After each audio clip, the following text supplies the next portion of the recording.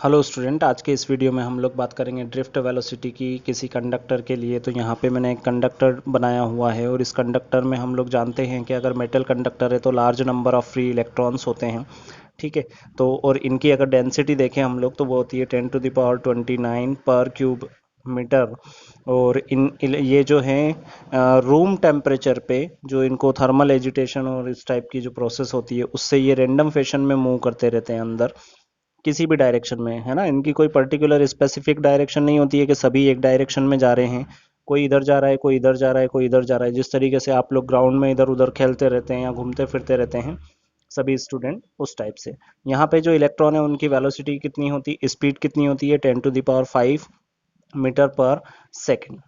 अगर हम लोग बात करें, जैसे ये एक इलेक्ट्रॉन है हमारे पास में, तो इस एक इलेक्ट्रॉन की हमने थर्मल वेलोसिटी अगर देखें तो उसको नाम देते हैं u1। दूसरा है तो उसकी वेलोसिटी को नाम u2 देते हैं। ऐसे हमारे पास में कितने n इलेक्ट्रॉन है तो उसकी हम लोग थर्मल वेलोसिटी को नाम देते हैं un। ठीक है। तो एक ये चीज़ होती है कि अगर हम लोग यहाँ पे एवरेज थर्मल वेलोसिटी देखें तो वो हमारे पास में कितनी आती है, ज़ीरो आती है। ठीक है। एवरेज थर्मल वेलोसिटी कितनी होगी, ज़ीरो होगी। क्यों होगी? क्योंकि कोई इधर जा रहा है, कोई इसके अपोजिट डायरेक्शन में होगा। तो ये दोनों वेलोसिटी क्योंकि वेक्टर क्वांटिटी होती है, एक इधर जा रहा है एक इधर जा रहा है, तो डायरेक्शन भी लेनी पड़ेगी आपको। तो वो कितना हो जाएगा, ज़ीरो आ जाएगा यहाँ पे। ये यहाँ पे अब सभी क्योंकि पर इलेक्ट्रॉन की अगर हम लोग बात करें तो सभी का सम किया और n से डिवाइड कर दिया तो ये एवरेज थर्मल वेलोसिटी आ गई और इसका हम लोगों ने इक्वेशन नंबर 1 डिनोट किया है। इस सिचुएशन में अगर हम लोग देखें तो किसी पर्टिकुलर एक डायरेक्शन, चाहे इस डायरेक्शन में चाहे इसके अपोजिट डायरेक्शन में, इलेक्ट्रॉनों का फ्लो, सभी इलेक्ट्रॉनों का फ्लो नहीं होता है। इस वजह से यहाँ पे नेट करंट जो रहता है वो कितना रहता है, ज़ीरो। अब अगर हम लोग क्या करें कि यहाँ पे इस कंडक्टर पे हम लोग एक एक्सटर्नल पोटेंशियल या फिर एक्सटर्नल इलेक्ट्रिक फील्ड अप्लाई कर दें, मतलब इसको हमने एक पॉजिटिव टर्मिनल से कनेक्ट कर दिया और यहाँ पे हम लोगों ने नेगेटिव पोटेंशियल अप्लाई कर दिया। तो ये जो इलेक्ट्रॉन्स थे जो रैंडम मूव कर रहे थे, मतलब कोई इधर जा रहा था कोई उधर जा रहा था, अब ये सारे जो इलेक्ट्रॉन्स है इन इलेक्ट्रॉन्स पे एक फोर्स लगेगा। ठीक है। क्योंकि आपने क्या लगाया, यहाँ पे पोटेंशियल लगाया है। ये पॉजिटिव पोटेंशियल हो गया, ये नेगेटिव पोटेंशियल हो गया। मतलब यहाँ पे एक तरीके से आपने क्या लगाई है, एक्सटर्नल इलेक्ट्रिक फील्ड। देखिए, चार्ज है आपके पास ऑलरेडी, आपके पास में इलेक्ट्रिक फील्ड है, तो यहाँ पे क्या होगा, फोर्स होगा। मतलब इन इलेक्ट्रॉन्स पे क्या लगना है, फोर्स लगना है। और फोर्स भी क्या होगा, क्योंकि हमारे पास नेगेटिव चार्ज है तो ये हो जाएगा माइनस। मतलब कि इलेक्ट्रिक फील्ड की डायरेक्शन और फोर्स की डायरेक्शन दोनों क्या होगी, ऑपोजिट होगी। ये इस नेगेटिव साइन से पता चलता है। तो देखिए, एक्सटर्नल इलेक्ट्रिक फील्ड इस डायरेक्शन में है। ठीक है। और जो फोर्स होगा मतलब इलेक्ट्रॉन्स पे, वो कौन सा होगा, इस इलेक्ट्रिक फील्ड के अपोजिट। मतलब ये इलेक्ट्रॉन इधर मूव करेगा, ये भी इधर मूव करेगा, ये भी इधर मूव करेगा, ये भी इधर मूव करेगा। ठीक है। मतलब कि अब इन लोगों पे एक फोर्स लग रहा है। फोर्स मतलब एक तरीके से हम लोग धक्का कह सकते हैं या ड्रिफ्ट कह सकते हैं, है ना। तो अब ये जिस एवरेज वेलोसिटी से इधर मूव करेंगे उसी को हम लोग क्या बोलेंगे, ड्रिफ्ट वेलोसिटी। मैं यहाँ पे एक पर्टिकुलर डेफिनेशन आपको लिख के बता देता हूँ।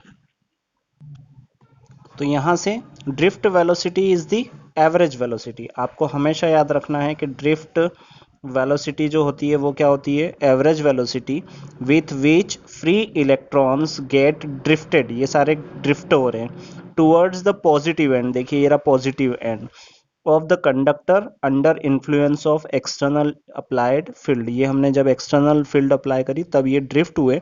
और जिस एवरेज स्पीड या एवरेज वेलोसिटी से ये ड्रिफ्ट कर रहे हैं पॉजिटिव एंड की तरफ, उसी को हम क्या बोल रहे हैं, ड्रिफ्ट वेलोसिटी। तो चलिए, अभी हम लोगों ने यहाँ पर ड्रिफ्ट वेलोसिटी देख ली है। हम लोगों को पता है कि जो फोर्स लगेगा इलेक्ट्रॉन पे वो कितना लगेगा, माइनस क्यू। क्यू मतलब चार्ज, और चार्ज यहाँ पे क्या है, फ्री इलेक्ट्रॉन है, इसलिए स्मॉल ई। और यहाँ पे इलेक्ट्रिक फील्ड के लिए एक्सटर्नल इलेक्ट्रिक फील्ड को ई से डिनोट कर रहे हैं हम लोग। ये हमारे लिए इक्वेशन नंबर 2 हो गया। बाय न्यूटन सेकंड लॉ हम लोगों को पता है कि F equals to M A होता है। इन दोनों को अगर हम लोग कंपेयर करें तो ये हो जाएगा M A is equals to minus E E. यहाँ से हम लोग इस ए फॉर एक्सेलरेशन हम लोग निकाल सकते हैं, किसका, इलेक्ट्रॉन का। क्योंकि इलेक्ट्रॉन पे एक फोर्स लग रहा है, फोर्स के कारण इसकी वेलोसिटी जो है वो क्या होगी, चेंज होगी। तो वहाँ पे चेंज वेलोसिटी होगी मतलब एक्सेलरेशन होगा। तो ये हो जाएगा minus E E over M. तो ये हम लोग लेके आ गए हैं acceleration due to external electric field. ठीक है। अब अगर हम लोग यहाँ पे देखें कि जब ये इलेक्ट्रॉन पे जो है फोर्स लग रहा था, है ना, तो सबसे पहले तो अगर हम लोग पहले वाला केस देखें तो थर्मल वेलोसिटी कितनी थी, u1 थी। अब यहाँ पे क्या हो रहा है, एक्सिलरेशन, ये फोर्स लग रहा है, फोर्स लगने से इसकी वेलोसिटी जो है क्या हो जाती है, इंक्रीज हो जाती है। अब वेलोसिटी तो इंक्रीज हो गई, लेकिन ये जो इलेक्ट्रॉन जब मूव करते हैं इस डायरेक्शन में, तो ये जो कंडक्टर है, इस कंडक्टर के आयन या एटम से कोलाइड करते हैं। ठीक है। और उस कोलिजन में अपनी एनर्जी का क्या हो जाता है, इनका लॉस हो जाता है। इस केस में हम लोगों को एक चीज ये ध्यान रखनी है कि ये जो एक्सिलरेशन है इलेक्ट्रॉन्स का, it is not proportional to external electric field. हम लोग ये नहीं मान ले कि ये इलेक्ट्रिक फील्ड के प्रोपोर्शनल हो चुका है, प्रोपोर्शनल नहीं होगा, क्योंकि इलेक्ट्रॉन्स कोलाइड करेगा with the ions and atoms.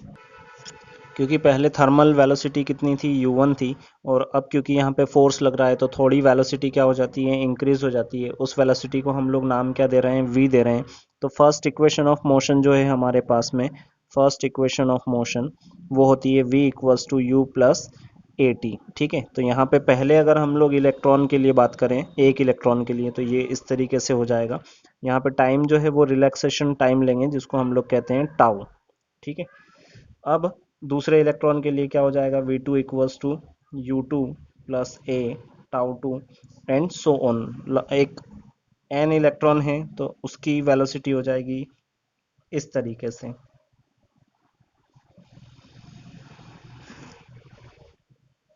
चलिए, तो अब ड्रिफ्ट वेलोसिटी हम लोगों को फाइंड करना है यहाँ पे। तो ड्रिफ्ट वेलोसिटी क्या हो जाएगी, एवरेज वेलोसिटी। ठीक है। एवरेज वेलोसिटी, लेकिन किसकी, फ्री इलेक्ट्रॉन्स की।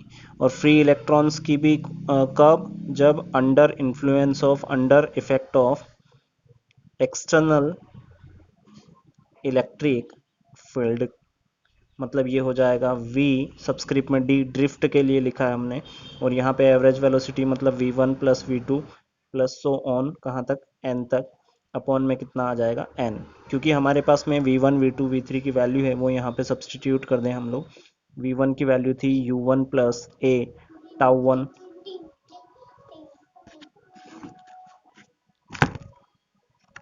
u2 की जो वैल्यू, v2 की जो वैल्यू है वो है v2 plus a tau two so on. यहाँ पे आ जाएगा V N plus A tau N, denominator में आ जाएगा एन। इसको अरेंज कर लें हम लोग। देखिए u सारे अगर हम लोग लिखें, यहाँ पे मैंने v लिख दिया है, जबकि ये u आएगा u1 plus u2 plus so on un। और यहाँ पे हम लोग देखिए इस टर्म में a है, a है, a है, एक्सेलरेशन कॉमन निकाला तो क्या बचा हमारे पास में, t1 tau 1 tau 2 dash dash dash tau n। इसके अपॉन में भी n है, ये जो है ये हम लोगों ने सेपरेट कर लिया। ठीक है। डिनोमिनेटर सेम होते हैं, कॉमन लिया, मतलब ये वाली स्टेप बन जाएगी। From equation one, from equation one हमने देखा था कि इसकी जो वैल्यू है वो कितनी हो रही है, ज़ीरो हो रही है ना, क्योंकि ये एवरेज थर्मल वेलोसिटी है। तो वी डी बराबर क्या हो जाएगा, ज़ीरो प्लस ए, और यहाँ से टाउ 1 टाउ 2, ये जो है ये भी एक तरीके से हम लोग क्या देख रहे हैं, एवरेज टाइम ही देख रहे हैं। और इसी एवरेज टाइम को हम एक नया नाम देते हैं tau, where tau is equals to tau 1 tau 2 so on over N. ठीक है। अब क्योंकि हमारे पास में इक्वेशन 3 से, इक्वेशन 4 से a की वैल्यू है। ठीक है। और a की वैल्यू क्या लेके आए थे हम लोग, minus E, E over M. तो ये जो वैल्यू है ये यहाँ पे हम लोग रिप्लेस कर देते हैं इसको। तो वी डी इक्वल्स टू क्या हो जाएगा, ये हो जाएगा माइनस ई, ई टाउ ओवर एम।